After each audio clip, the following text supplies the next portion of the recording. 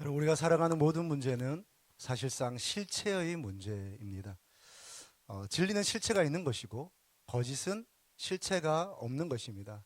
예수님은 우리에게 실체를 가지고 다가오시고 사단은 실체가 아닌 없는 것을 가지고 우리에게 다가옵니다. 마치 있는 것처럼 다가옵니다. 그러나 그것은 실체가 없는 것입니다.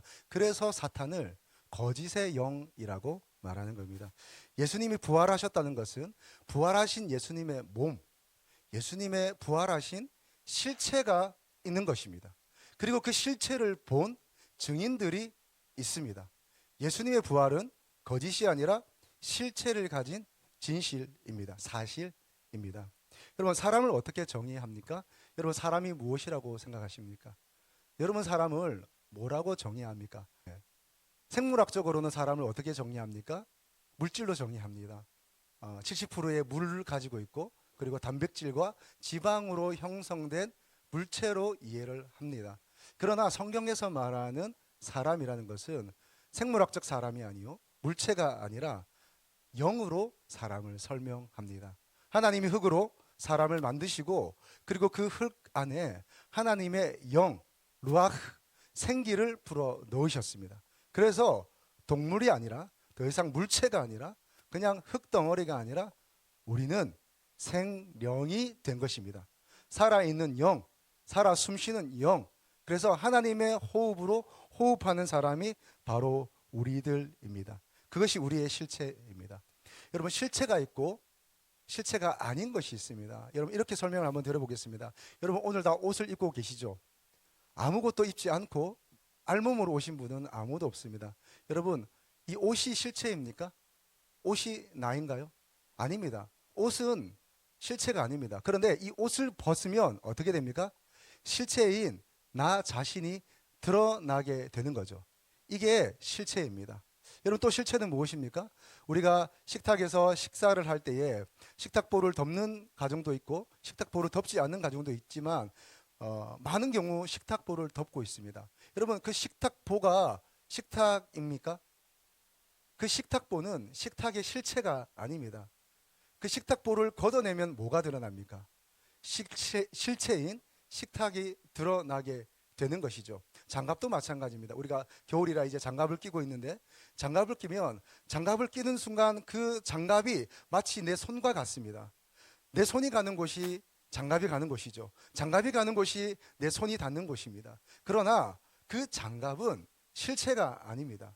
장갑을 벗는 순간 실체인 내 손이 드러나는 것이죠. 그렇게 실체가 드러납니다. 여러분, 이렇게 실체가 드러나 내 안에 있는 실체를 성경에서는 속사람이라고 말합니다.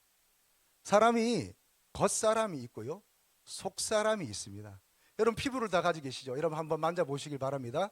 여러분, 한번 만져보세요. 예, 만져지나요? 예, 안 만져지면 유령입니다.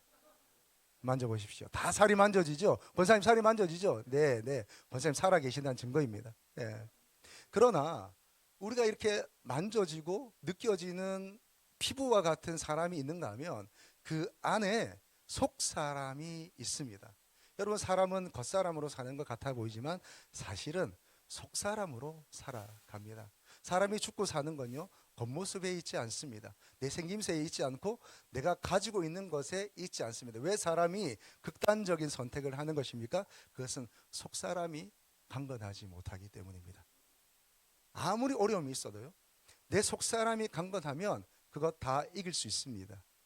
그러나 아무리 작은 어려움이라 할지라도 내 속 사람이 강건하지 못하면 그냥 무너지고 좌절하여서 내 삶이 어려워지게 되는 것입니다. 여러분, 갈라디아서 4장 19절의 말씀 같이 한번 보겠습니다. 나의 자녀들아, 너희 속에 그리스도의 형상을 이루기까지 다시 너희를 위하여 해산하는 수고를 하노니. 아멘. 여러분, 실체가 있는가 하면 그 실체는 속사람입니다. 그리고 그 속사람은 두 번째, 강건해져야 합니다. 그리고 그 속사람은 성장해야 합니다. 오늘 바울이 이렇게 얘기해요. 나의 자녀들아. 오늘 갈라디아에 있는 갈라디아 교회 사람들을 향해서 뭐라 그래요? 나의 자녀들아. 두 가지 양가의 의미가 있습니다. 하나는 바울이 복음을 전해서 만들어진 교회이기 때문에 너는 내가 예수 그리스도 안에서 내가 너희를 낳았다라고 말하는 거예요. 그래서 너희는 나의 자녀라 그래요. 근데 바울이 이런 얘기를 해요. 그리스도 안에서 1만 스승은 있으되 아비는 많지 않다 그래요. 그리스도 안에서 1만 스승이 있으되 아비가 많지 않대요. 아비는 뭡니까? 어미는 뭡니까? 나를 통해서 복음이 전달돼서 나를 통해서 그 사람이 새롭게 거듭난 사람이 있는 거예요. 그 사람이 아비고 그 사람이 어미입니다. 여러분, 교회 안에서 교사를 넘어 아비가 되시고 어미가 되시기를 축복합니다. 아비는 무엇입니까? 어미는 무엇입니까? 자녀가 있는 겁니다. 나를 통해서 복음의 사람이, 영의 사람이 새롭게 태어난다면 우리는 아비인 거죠. 자, 그러면서 바울은 나의 자녀들아라고 말하는 것은 이 갈라디아 교회 사람들이 아직은 어린아이와 같다는 뜻입니다. 왜 어린아이라 그래요? 그리고 이렇게 얘기합니다. 너희 속에 그리스도의 형상을 이루기까지 너희를 위하여 해산하는 수고를 하는데 다시 한답니다. 다시. 그러니까 이런 얘기인 거예요. 조금 강하게 얘기하면 이 자녀들아, 너희가 아직도 왜 이렇게 어리냐? 왜 아직도 아이가 아니야? 왜 아직도 아동기를 지나며 아직도 유아기 같으냐? 아직도 청소년 같으냐? 얘들아 라고 얘기하시면서 그리스도의 형상을 이루어라고 말합니다. 그리고 그 그리스도의 형상을 이루기까지 내가 다시 해선하는 수고를 하면서 너희를 가르치고 기도하고 중보하고 있다, 그렇게 말합니다. 여러분, 속사람이요 성장해야 합니다. 여러분, 우리가 거듭났다는 것은 하나님의 형상을 회복하는 것인 줄로 믿습니다. 거듭남이 무엇입니까? 우리가 안에 깨어졌던 하나님의 형상이 다시 은혜로 말미암아 그리스도의 보혈로 말미암아 성령의 역사로 말미암아 다시 회복되고 온전하여지는 것, 여러분, 이것이 바로 거듭남입니다. 거듭나는 것으로 끝나지 않고 그 안에 있는 속사람이 성장해야 하는 거예요. 자, 성장하는데 어디까지 성장합니까? 여러분, 갈라디아서 4장 19절 말씀 다시 보십시오. 자, 자라나는데 어디까지 자라납니까? 그리스도의 형상을 이루기까지 자라납니다. 여러분, 제가 말씀 묵상하다가 제가 생각해 보니까 보통 사람이 한 세 종류의 속사람이 있는 것 같아요. 첫째는 유아기 같고 또는 아동기 같은 속사람이 있습니다. 그 사람은 어떤 사람입니까? 눈에 보이는 것이 전부이고 당장 눈앞에 있는 것에 의해서 움직여지는 사람들입니다. 내 주변 환경에 지배를 받습니다. 감정의 지배를 받습니다. 영적으로 무지한 상태입니다. 항상 자기 연민에 빠지는 사람입니다. 이 사람들은 누구냐면 여러분, 육체로 성장기 속에 있는 아동기와 지금 다른 얘기를 하는 겁니다. 영적으로 아동기 또는 유아기에 있는 그 속사람은 무엇의 지배를 받냐면 감정의 지배를 받아요. 그래서 내 마음이 움직이고 내 마음이 어떠하냐에 따라서 모든 것이, 신앙도 하나님도 다 달라지는 겁니다. 내가 감정이 좋고 기쁠 때는 하나님도 살아계신 거예요. 그런데 내 감정이 좋지 않을 때는 하나님이 어디 있어요? 하나님이 그냥 분노가 터지는 것이죠. 여러분, 감정에 의해서 움직여지는 사람입니다. 내 감정이 어떠, 그런 사람들입니다. 그런가 하면 청소년기 단계에 있는 속사람이 있습니다. 청소년기에 있는 속사람은 어떤 사람입니까? 열정의 지배를 받는 사람이에요. 그 열정이라고 하는 것은 자기 생각에 하고자 하는 일들, 자기 생각에 옳은 것들, 이런 것들이 바로 청소년기에 있는 사람들입니다. 근데 그 열정은 자기 중심적 열정인 거죠. 그래서 자기 생각하고 자기가 보기에 이렇게 되어야 된다고 생각하는 것들에 의해서 움직여지는 것이 이 청소년기에 있는 사람들입니다. 하고 싶은 거 많고 꿈이 많습니다. 그러나 자아가 살아있고 생각이 많은 단계입니다. 열정에 의해 지배되는 단계입니다. 여러분, 어떠세요? 열정이 있으십니까? 아멘. 그러나 청소년기에 있는 사람은 그 열정이 있는 정도가 아니라 그 열정만이 자기를 지배하는 사람인 거예요. 자, 그러면 세 번째, 성인기에 있는 속사람이 있습니다. 성인기에 있는 속사람은 어떤 사람입니까? 자아를 십자가에 못 박은 사람들입니다. 자아를 십자가에 못 박은 사람들입니다. 감정을 따라 살지 않고 자기의 열정을 따라 살지 않고 성령을 따라 사는 사람들입니다. 이 사람이 성인기에 있는 사람입니다. 이해력이 있고 분별력이 있습니다. 자신이 무엇을 책임져야 하는지 또 책임이 무엇인지 아는 사람들이 있습니다. 지각이 있고요. 단단한 음식을 먹을 수 있는 사람입니다. 자기에게 좋은 말씀, 자기를 행복하게 하는 말씀, 하나님이 붙드셔, 복 주실 거야, 너에게 하나님 함께 하셔, 이런 말씀만 좋아하는 게 아니라 경책의 말씀, 징계의 말씀, 나를 두렵게 하는 말씀에도 아멘을 하는 사람들입니다. 그리고 그 말씀 앞에서 자기를 끊임없이 훈련하고 연단하는 사람들. 여러분, 이런 성인기에 속사람이 강건한 사람이 되기를 축복합니다. 여러분은 어떻습니까? 여러분은 어떠세요? 여러분 지금 유아기 아동기에 있습니까? 그래서 감정의 지배를 받습니까? 아니면 청소년기를 거치고 있어서 어떤 내 마음의 뜨거움, 내 마음의 열정, 하고 싶은 일, 또 가지고 싶은 것들, 이런 것들의 지배를 받고 있습니까? 아니면 성령의 지배를 받고 있습니까? 여러분 축복합니다. 성령의 지배를 받으시기를 축복합니다. 여러분, 그래서요, 네 번째, 속사람이 강건해지는 것은 성령으로 가능한 것입니다. 내 힘으로 되는 것 아니고요, 내 노력으로 되는 것 아닙니다. 이는 힘으로 되지 아니하고 능으로 되지 않고 오직 나의 영으로 되느니라. 할렐루야. 그렇습니다. 내 힘으로 되지 않고요, 내 노력으로 되지 않고 성령께서 나를 주장하실 때에 비로소 내 속사람이 강건해지는 것입니다. 여러분, 성령의 충만함을 받기를 축복합니다. 여러분, 성령 받은 사람은 어떤 사람입니까? 성령의 사람은 어떤 사람입니까? 먼저 성령의 사람은요, 성령의 이끄심을 받는 사람입니다. 무릇 하나님의 영으로 인도함을 받는 사람은 곧 하나님의 아들이라 하신 것 같이 성령의 사람은 성령의 이끄심을 받아요. 여러분, 질문 드립니다. 오늘 여러분을 이끌고 가는 것은 무엇입니까? 세상의 메시지입니까? 아니면 내 속에서 올라오는 나의 음성입니까? 아니면 세상의 물질입니까? 무엇이 나를 이끌고 가고 있습니까? 내가 이루어야 하는 어떤 비전 같은 것들입니까? 성공입니까? 내가 오늘 그 단계까지 올라가야 하는 그 무엇입니까? 여러분, 나를 이끌고 있는 에너지는 무엇인가요? 여러분, 우리가 한번 생각해 봐야 됩니다. 하나님 앞에서 정직하게 나를 이끌고 가고 있는 에너지는 무엇인가? 분노가 이끌고 가고 있습니까? 아니면 나의 연민이 나를 이끌고 가고 있습니까?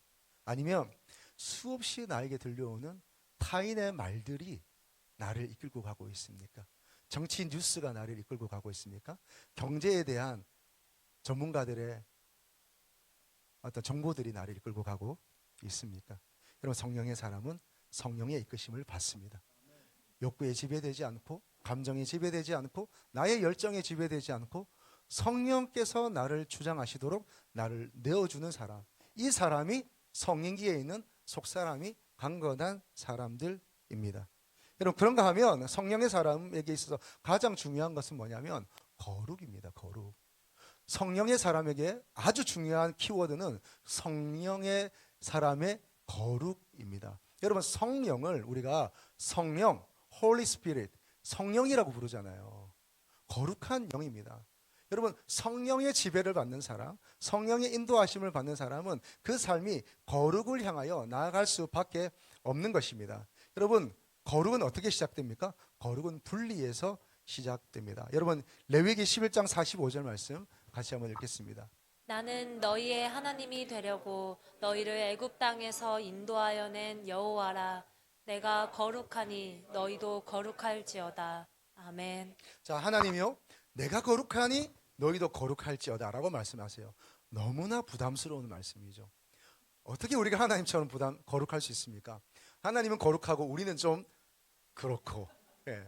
하나님은 온전하시고 우리는 좀 그렇고, 예. 하나님은 완벽하시고 우리는 좀 그렇고, 그게 우리잖아요. 근데 하나님처럼 거룩하래요. 여러분, 그게 어떻게 가능합니까? 그런데 하나님이 오늘 이 거룩에 대한 힌트를 하나 주세요. 뭐냐면, 나는 너희를 어디에서 인도하여 냈다고요? 애굽 땅에서 인도하여 낸 거룩한 하나님이라고 말씀하세요. 너희를 애굽 땅에서 인도하여 내었다. 애굽 땅에서 끄집어내었다는 겁니다. 애굽 땅에서 불러내었고 애굽 땅에서 나와 애굽과 분리되게 했다는 겁니다. 여러분, 거룩은 어디서 오느냐? 분리에서 오는 것입니다. 거룩은 거룩하지 않은 것과 분리되고, 거룩은 악과 분리되고, 거룩은 세상과 분리되고, 세상의 메시지와 분리될 때 여러분 거룩의 힘이 나오기 시작하는 겁니다. 여러분 어떤 게 좋으세요? 여러분 세상에서 가치 있는 것이 뭡니까? 여러분 요즘 뭐니 해도 금이 아니겠습니까? 근데 왜 이렇게 사람들이 금하죠?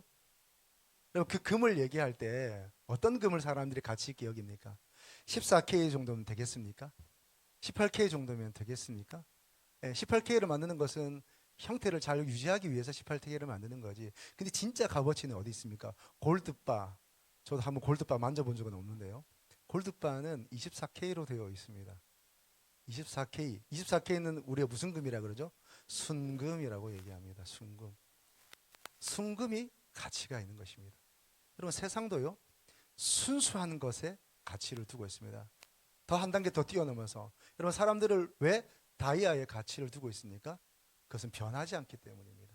변하지 않기 때문에 변질되지 않고 순수한 것에 세상도 가치를 두고 있습니다. 하나님도 변질되지 않고 순수한 것에 가치를 두고 계십니다. 여러분 분리되어서 나와서 내가 순전하고 순수하여질 때 우리는 하나님 안에서 완전한 가치를 가질 수가 있게 되는 것이죠. 여러분 기억하십시오. 1%의 불순종이나 99%의 불순종이나 100%가 아니기는 다 마찬가지입니다. 여러분 축복합니다. 100% 순종하실 수 있기를 축복합니다. 여러분 하나님 우리를 거룩으로 부르세요. 여러분 성령의 사람은 비록 부족하지만 비록 연약하지만 그의 방향은 어디를 향해 가겠습니까? 거룩을 향해 가게 되어 있습니다. 여러분 거룩의 은혜가 있기를 축복합니다. 그런가 하면 거룩의 사람은 영적 전쟁을 하는 사람입니다. 영적인 정쟁을 하는 사람입니다. 여러분 에베소서 6장 10절에서 11절 말씀 같이 읽겠습니다. 끝으로 너희가 주 안에서와 그 힘의 능력으로 강건하여지고 마귀 관계를 능히 대적하기 위하여 하나님의 전신갑주를 입으라. 우리의 씨름은 혈과 육을 상대하는 것이 아니요 통치자들과 권세들과 이 어둠의 세상 주관자들과 하늘에 있는 악의 영들을 상대함이라. 아멘. 여러분 성령의 사람은 어떻습니까? 성령의 이끌림을 받습니다. 그래서 성령의 이끌림을 받기 위해서 성령과 동행하는 사람들입니다. 그래서 성령과 가까이 지내는 거죠. 여러분 성령님이 혹시 좀 어색하세요? 하나님 아버지는 알겠고 그리고 예수 그리스도 성자 예수님은 친밀한데 성령님은 좀 어색하세요? 왠지 아세요? 성령과 친하지 않기 때문입니다. 여러분 친함이 어색하지 않죠. 어떤 사람이 어색합니까? 어떤 사람과 얘기하면 어색해요? 아직 친하지 않은 사람, 내 마음을 열지 않은 사람, 나에게 그의 마음을 열지 않은 사람은 늘 어색합니다. 여러분 성령도 마찬가지입니다. 내가 성령께 내 마음을 열지 않으면 또 성령이 나를 향해서 더 다가오지 않는 그런 어정쩡한 관계 속에 있으면 우리는 성령이 늘 어색한 거예요. 그래서 성령을 구하지 않고 성령을 초청하지 않고 성령과 가까이 지내지 않습니다. 자, 그런데 성령에 가까이 가게 되면 성령의 이끄심을 받게 됩니다. 그리고 성령의 사람은 거룩을 향하여 나가게 되고 그리고 성령의 사람은 전쟁하는 사람입니다. 영적 전쟁하는 사람입니다. 여러분 영적 전쟁을 한다 할 때 지난번에 우리가 출애굽기에서 본 것처럼 영적 전쟁에는 두 가지 적이 있습니다. 어떤 적이 있습니까? 하나는 내부의 적입니다. 하나는 외부의 적입니다. 내부의 적은 누구냐면 나로 하여금 계속해서 옛 자아가 올라오는 겁니다. 옛 사람이 계속해서 올라옵니다. 그래서 이스라엘로 하여금 구원받은 그 이스라엘 백성으로 하여금 계속해서 애굽으로 돌아가도록 애굽의 그 풍부했던 물, 풍부했던 자원들, 그리고 풍부했던 먹거리 그것으로 향해서 계속해서 돌아가게 하려는 내 옛자, 죄의 습관 이것들이 자꾸 내 안에서 올라올 때 그것은 내 안에 있는 내부의 적입니다. 그런가 하면 외부의 적이 있습니다. 이제 이스라엘 백성이 출애굽해서 가나안 땅을 향해서 가야 하는데 제일 먼저 그 길을 방해했던 세력이 있습니다. 아말렉이라는 족속이에요. 이놈의 족속들이 이 족속들이 구원받은 하나님의 백성들이 가야 하는 그 길을 방해하고 든 거예요. 이것이 바로 우리의 외부에 있는 적들입니다. 여러분 구원받은 사람들이 가야 하는 길이 있습니다. 마침내 마지막 저 천성에 이르기까지 우리가 가야 하는 걸음들이 있습니다. 그러나 그 외부에 있는 적은 그 사탄은 마귀는 우리가 가야 하는 하나님께서 우리에게 이끄시는 그 길을 향하여 가지 못하도록 끊임없이 덫을 놓고 장애물을 놓고 방해하는 세력, 그 세력이 있으니 그 세력이 바로 사탄, 마귀입니다. 내부의 적이 있는가 하면 외부의 적이 있습니다. 여기서 또 한 가지 더, 전쟁터는 어디일까요? 전쟁터는 여러분 보십시오. 외부의 적이나 내부의 적이나 그 전쟁터는 다 나의 내면 속에 있습니다. 그럼 아말렉이 쳐들어와서 이스라엘 진영에서 싸우는 겁니다. 아말렉 국가로 이끌어가서 거기서 싸우는 게 아니라, 밖으로 끄집어내서 싸우는 게 아니라 이스라엘 안으로 들어와서 전쟁을 하는 거거든요. 여러분, 외부의 적이든 내부의 적이든 그 전쟁터는 사실 내 속사람입니다. 내 내면입니다. 그래서 여러분, 속사람이 강건하지 않으면 영적 전쟁에서 이길 수가 없습니다.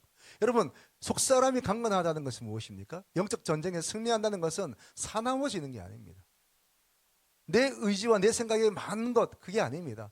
속사람이 강건하다는 것은 내 안에 흔들림이 없는 거예요.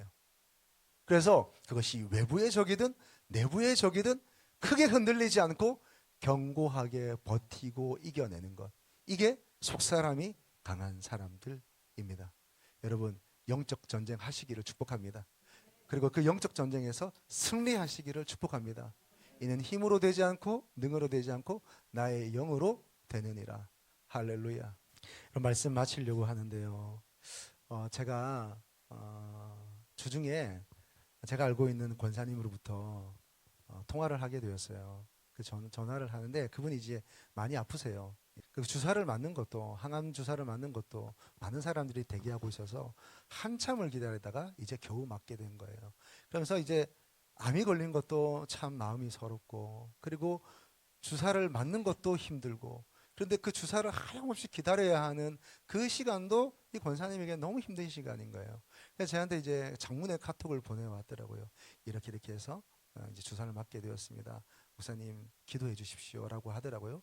제가 바로 전화를 했습니다. 전화를 해서 기도해 드렸어요. 기도해 주면서 기도하는 가운데 여러 가지로 또 대적하며 명령하며 기도하는데 제게 주는 마음이 있었어요. 그게 뭐냐면 동행이라는 마음이었습니다.